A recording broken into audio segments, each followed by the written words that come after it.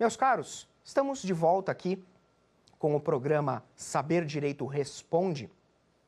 Meu nome é Sérgio Alfieri, professor de Processo Civil, e estamos tratando de algumas perguntas relativas ao nosso curso de tutelas provisórias do novo CPC.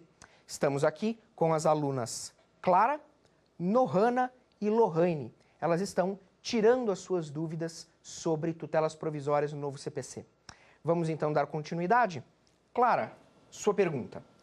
Professor, poderia o juiz conceder a tutela provisória de urgência no caráter antecipada, independentemente de perigo de dano?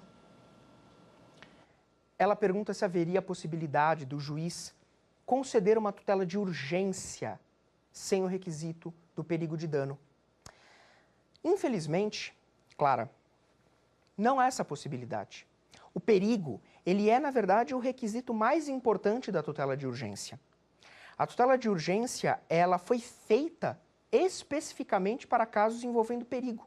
Casos em que eu não posso, é uma urgência que pode ameaçar o meu direito e eu não tenho como aguardar toda a tramitação do processo. Portanto, a tutela de urgência, ela não pode dispensar o perigo. Nohana, sua pergunta. Professor, o senhor acredita que a concessão da tutela pode levar à imparcialidade do juiz? Pergunta interessante. A concessão de uma tutela provisória levaria à imparcialidade do juiz? Me parece que não. Me parece que não. Porque, veja, inicialmente, o que nós poderíamos afirmar nesse caso é que a tutela provisória, seja ela qual for, ela é feita com base num juízo de probabilidade. Nesse caso, portanto, conforme eu afirmei no bloco anterior, quando o juiz analisa e decide uma questão envolvendo tutela provisória, o juiz não decide com base em certeza. O juiz decide com base em probabilidade. Ele não precisa ter certeza, até porque as tutelas provisórias podem ser modificadas e revogadas a qualquer tempo dentro do processo. Basta que haja uma modificação, um fato novo que chegue ao conhecimento do magistrado. Nesse caso, a modificação ou revogação nem precisa de requerimento da parte.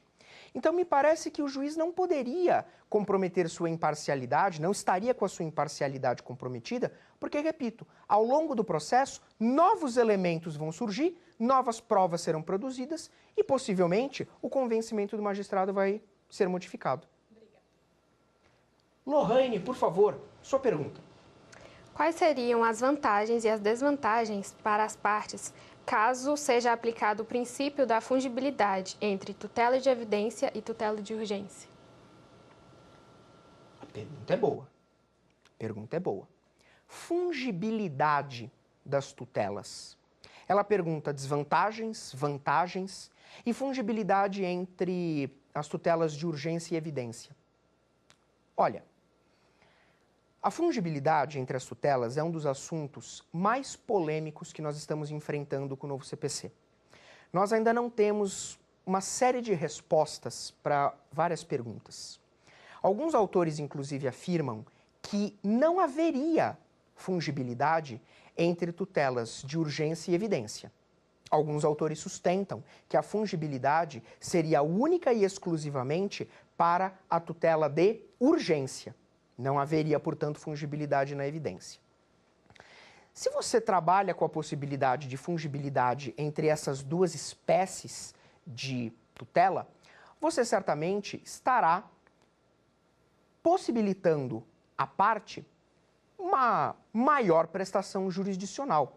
Uma prestação jurisdicional talvez mais eficaz, porque se a parte requer uma determinada tutela e o juiz concede outra, certamente, desde que preenchidos os requisitos, me parece que a parte estaria com uma tutela jurisdicional mais eficaz. O que acontece é que é muito difícil a gente visualizar algumas situações na prática. Porque perceba, como é que nós poderíamos falar em fungibilidade entre as tutelas se, por exemplo, o juiz não poderia conceder uma tutela de evidência sem a demonstração do perigo? Como é que o juiz concederia uma tutela de evidência se tem perigo, quero dizer? Se tem perigo, não é evidência, é urgência. Da mesma forma que se não tiver perigo, não é urgência, é evidência. Percebeu a ideia?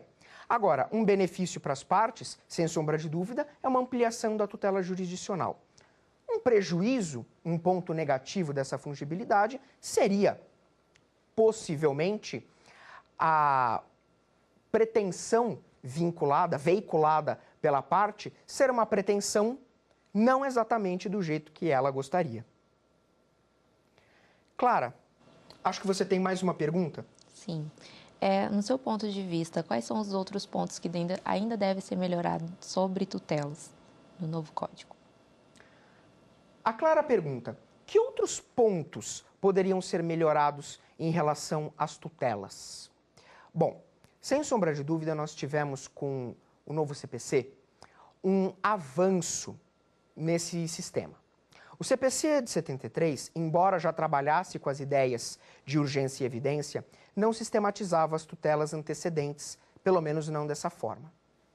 Algo que eu acho que precisa e muito melhorar ainda, melhorar no sentido de que nós temos que ter uma decisão ou um posicionamento mais sólido, é a questão envolvendo a estabilização da tutela e a produção de coisa julgada. Esse ponto, por enquanto, ele ainda está muito nebuloso no processo civil. O que nós sabemos é que apenas a tutela antecipada, antecedente, pode ser estabilizada. Mas nós ainda não temos muita certeza se essa estabilização poderia produzir coisa julgada. Doutrinadores de peso afirmam que não. Doutrinadores, verdadeiros pilares do processo civil, afirmam que não. Mas outros afirmam que sim. Ambos posicionamentos bem sustentados. Me parece que nesse ponto nós temos que ter alguma solução rápida para isso. Particularmente, não acredito que uma tutela provisória possa produzir coisa julgada, porque isso vai contra o instituto da provisoriedade, mesmo a tutela estabilizada. Mas o ponto ainda, sem sombra de dúvida, é muito controverso. Nohana, sua pergunta. Professor, por que o requisito da reversibilidade não se aplica à tutela de natureza cautelar? Veja, acerca da reversibilidade dos efeitos da tutela, falamos sobre isso na nossa aula de tutelas de urgência. Eu disse a você que, como regra, o juiz não pode conceder uma tutela de urgência antecipada se não houver a possibilidade de reverter esses efeitos. Ou seja, se não houver a possibilidade das partes retornarem ao status quo ante, o juiz não pode conceder a tutela de urgência antecipada. A colega pergunta, e no caso da tutela cautelar? Veja, esse ponto sobre a reversibilidade é específico da tutela antecipada. A ideia do Código, nesse caso, foi cuidar para evitar prejuízos. Prejuízos que o réu possa sofrer. Observe, nesse caso, quando nós estamos falando de tutelas provisórias, mesmo que o juiz conceda uma tutela provisória ao autor, por exemplo, isso não significa que o autor está certo. Apenas significa que naquele momento ele parece estar certo, mas pode ser que ao final do processo ele se revele errado, não merecia o direito. Se ele causou um prejuízo ao réu, não é justo o réu arcar com um prejuízo nesse sentido. A reversibilidade, especificamente aplicada à tutela antecipada, é um mecanismo para tentar evitar esse tipo de dano. Só que veja, Nohana, nesse caso, nós não podemos nos esquecer que se o autor requer uma medida, uma tutela provisória, ele se responsabilizará por eventuais prejuízos que ele cause ao réu. Responsabilidade civil essa objetiva. E lhe digo mais, essa responsabilidade civil objetiva também só é aplicada para as tutelas de urgência, porque está no Código de Processo Civil. Todavia, muitos processualistas de renome afirmam que a ideia da responsabilidade civil objetiva deve também ser aplicada à tutela de evidência. Justamente, em que pese a falta de previsão legal, mas deveria haver essa extensão da regra para a tutela de evidência justamente para a proteção do direito do réu, trabalhando sempre com a ideia de que, às vezes, quem requer a tutela provisória pode estar errado. E não é porque o Código foi omisso ao prever esse requisito que nós não poderíamos fazer uma interpretação no sentido de melhorar a sistemática e proteger um pouco mais o réu. Lohane, por favor, sua pergunta. Visto que o artigo 5º, inciso 35 da Constituição Federal, garante o acesso à justiça, o artigo 1059 do novo Código de Processo Civil restringe a tutela provisória requerida contra a fazenda pública. Tal artigo do novo Código de Processo Civil pode ser declarado inconstitucional por agredir um princípio constitucional? A pergunta é excelente. Veja bem, ela questiona se o artigo 1059 do Código de Processo Civil estaria afetado, contaminado por alguma inconstitucionalidade, porque ele restringiria a aplicação das tutelas provisórias contra a fazenda pública. Pois é, Lohane, é um assunto polêmico. Sobre esse assunto, nós podemos afirmar o seguinte: alguns doutrinadores vão sustentar, sim, uma inconstitucionalidade. Veja, em regra, as tutelas provisórias podem ser requeridas contra a fazenda pública. Em regra, podem. O que acontece é que nós temos diversas disposições legais que restringem essa participação, essa possibilidade. No nosso curso, um dos exemplos que eu citei foi exatamente o exemplo trazido pela Lei 12.016 de 2009, Lei do Mandado de Segurança. Não posso, de acordo com o artigo 5º, parágrafo 7º dessa lei, deferir tutelas provisórias para compensação de créditos tributários. Isso seria inconstitucional? Alguns vão dizer que sim. Outros, entretanto, vão sustentar que não há inconstitucionalidade.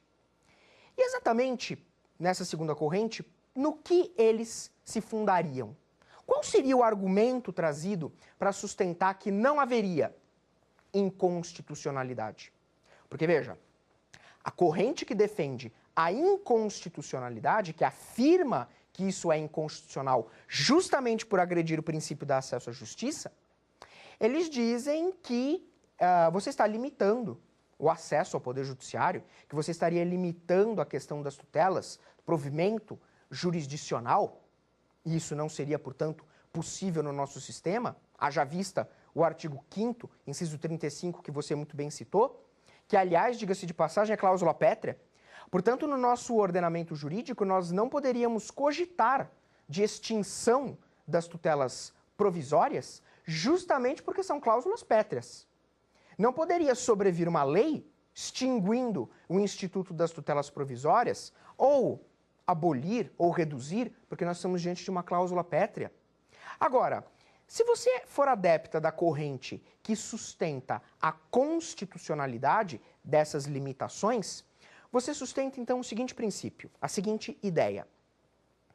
Não se trata exatamente de uma vedação, um obstáculo ao acesso à justiça. Por quê? Porque, repito, a tutela de urgência, a tutela provisória contra a fazenda pública é possível. Ela é possível. Eu não estou simplesmente impedindo o acesso ao Poder Judiciário. Todavia, o que essas leis fazem, a exemplo da Lei do Mandado de Segurança, mas muitas outras, é apenas limitar.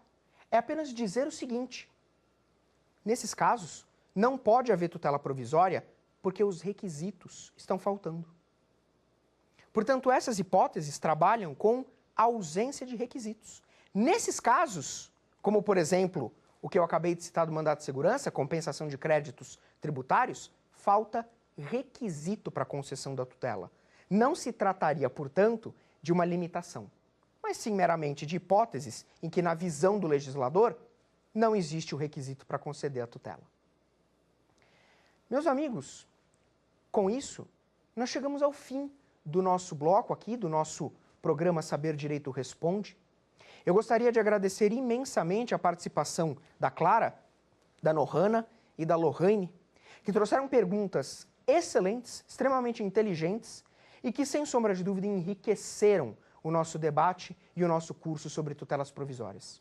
Mais uma vez, eu agradeço a todos da produção do programa Saber Direito da TV Justiça por sempre levar um conteúdo de ótima qualidade a você e espero que você tenha aproveitado toda a nossa discussão sobre esse tema tão intrincado. Um grande abraço e até uma próxima vez.